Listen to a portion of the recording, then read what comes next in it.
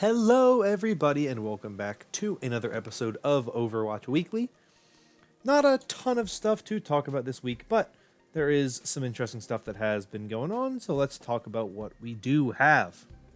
The first thing I want to talk about, and the thing I'll probably talk a decent bit about, are the changes that have been put onto the experimental card. There are updates to 4 different heroes, so let's take a look at them. The first is Ashe's Dynamite cooldown has been increased from 10 seconds to 12 seconds. Diva's Fusion Cannon's movement penalty was reduced from 50% to 40%. Her Defense Matrix cooldown was reduced from 1.5 seconds to 1 second. And her Micro Missile's activation delay was reduced from 0.5 to 0.25 seconds. Junkrat's Concussion Mine trigger delay was reduced from 0.156 to 0.1 seconds. And his Riptire time to take control of Junkrat post-detonation has been reduced from 1.5 seconds to 0.9 seconds. But the big changes come to Brigitte. Her Repair Pack no longer grants an additional armor health pool when healing full targets. And her Barrier Shield had a number of changes. The maximum health increased from 200 to 50. The regeneration rate decreased from 100 to 85 health per second. And the cooldown when destroyed was increased from 3 seconds to 5 seconds. Now, Molly Fender, a community manager, posted a separate post on the forums about these changes.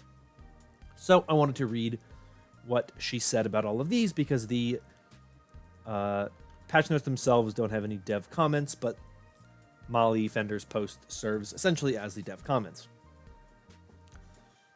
She says, "We've been hearing feedback about Brigitte that she feels too powerful overall. We'd like to try some changes intended to bring Brigitte's balance more in line with other supports.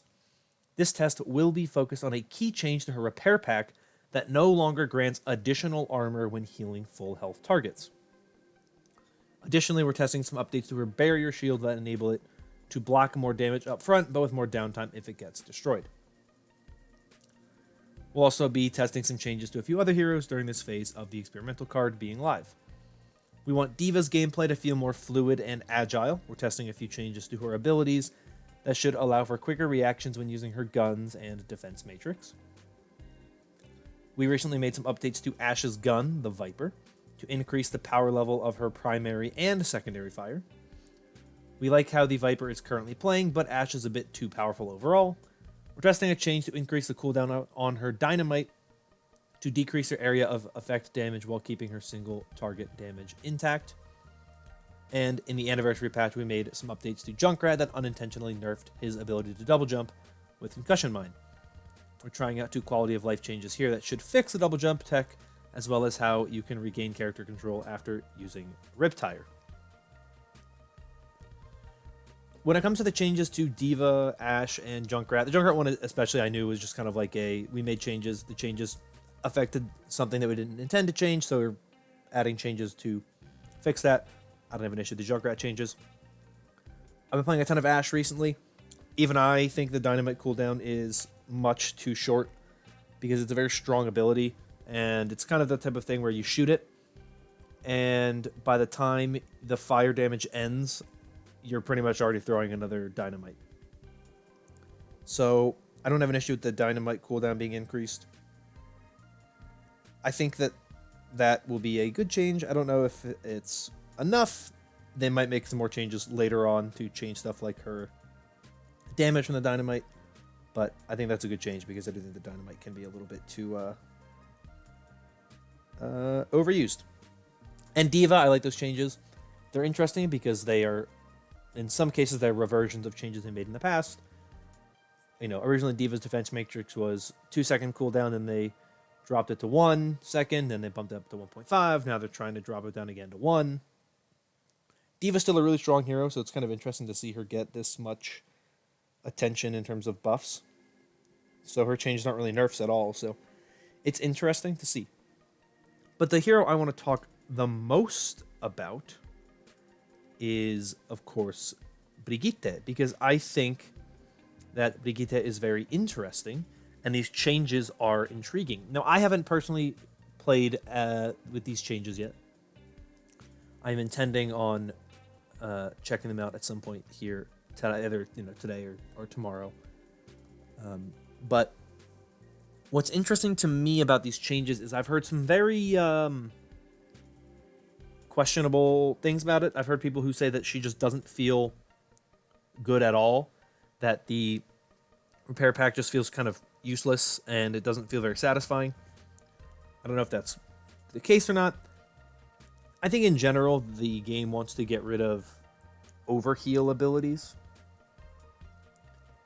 They don't want to give, something where you can just give a full health hero armor. And I think that makes sense. I think that Brigitte shouldn't be able to overheal people with armor. I saw someone say that maybe instead of overhealing with armor, it just replaces some of your health with armor. So say you have a 200 HP hero.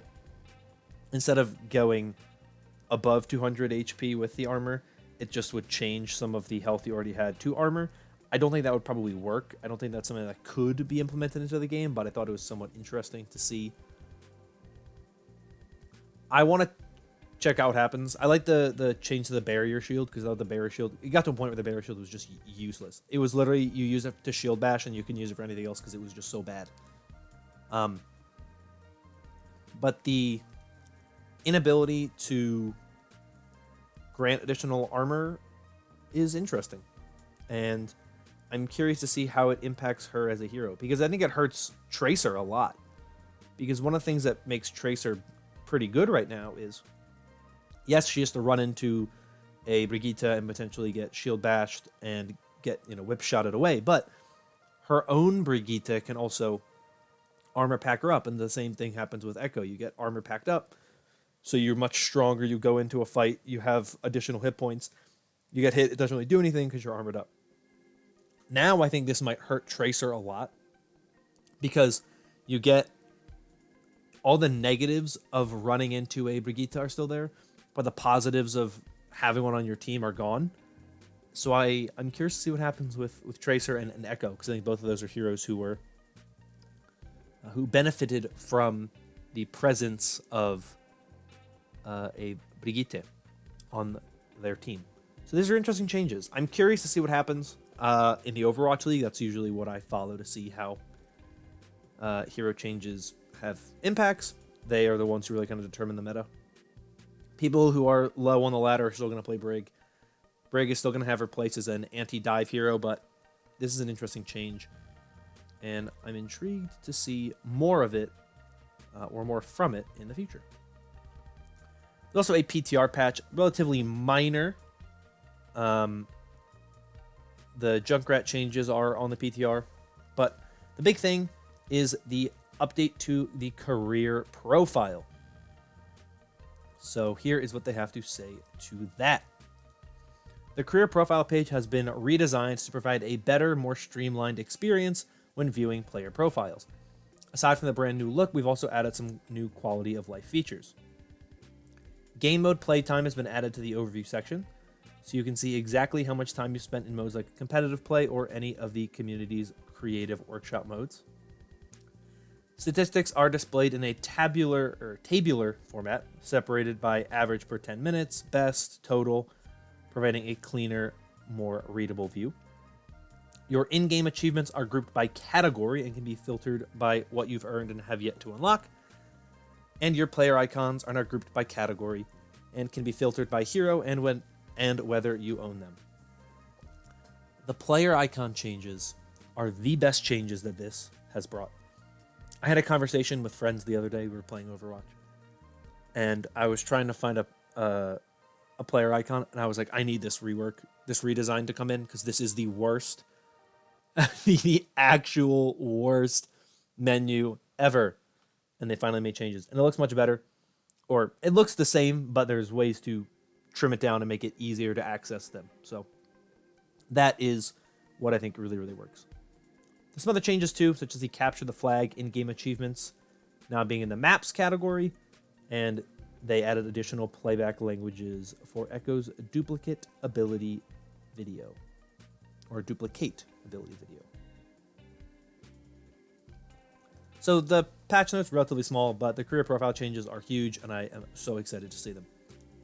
The next story is one that I'm going to go through somewhat quickly, and it's not going to cover everything that there is to cover regarding this, but it's very confusing potentially if I'm just reading a bunch of text and whatnot and formats. So I will link it in the description, but it is a post about changes to Overwatch Contenders Season 2, because yes, there are some changes to Overwatch Contenders Season 2. Every region has some level of change to it, but the way that they change is differing. Well, actually, I say every region has changed. Not necessarily the case. With China, the way it's going to work is going to be the same as what we saw in the beginning of 2020, where you have 4 weeks of Trials of Contenders, followed by a double elimination playoff bracket. But there's also some things that they're going to do to improve the viewing experience, accessibility of match information, and also the Contenders China social media exposure. And they want to hold more third-party events to better support the Chinese esports community. In Europe and North America, they are going to move to a format that has 5 tournaments over 5 months, each with a prize pool of $35,000. These will start in July, and as I said, will be in both Europe and North America. This is kind of harkening back to some of the older style of Overwatch competitions. And they say that all matches from the double elimination tournament in July will be broadcast, but who knows what that means exactly. They also go into which teams qualify, but I just kind of want to run through the formats of these very quickly. So China, once again, a 4-week on and off of Trials, Contenders, Trials, Contenders, Trials, Contenders, and then a double elimination playoff bracket. In EU and NA, tournaments, 5 months, 5 tournaments. In South Korea, they're going to go back to the traditional league format. So, regular season, a 10-team round robin with 2 groups of 5. And then there is a playoff with 6 teams, single elimination playoff, and broadcasters will be the same, $175,000 prize pool, and teams coming from where they placed in Season 1, as well as some double elimination tournaments featuring teams from Season 1 of 2020 Contenders and from Korean Open Division. In Australia, they're going to go back to a very similar tournament structure as what there is in Korea, or what there will be in Korea, but it's going to be 8 teams instead of 10 teams, and it's going to be 1 group instead of 2 groups, and then there will be a 4-team playoff as opposed to a 16 playoff. So a smaller group in Australia as compared to what there will be in Korea, but the same format. In South America, they'll be doing a hybrid between this most recent format and a traditional league format. So there will be a series of 10-team round robins, 2 groups of 5 teams. Then there will be a brief single elimination tournament leading to a season-end playoffs with $100,000 in prize pool for that one. Australia is also $100,000 in prize pools.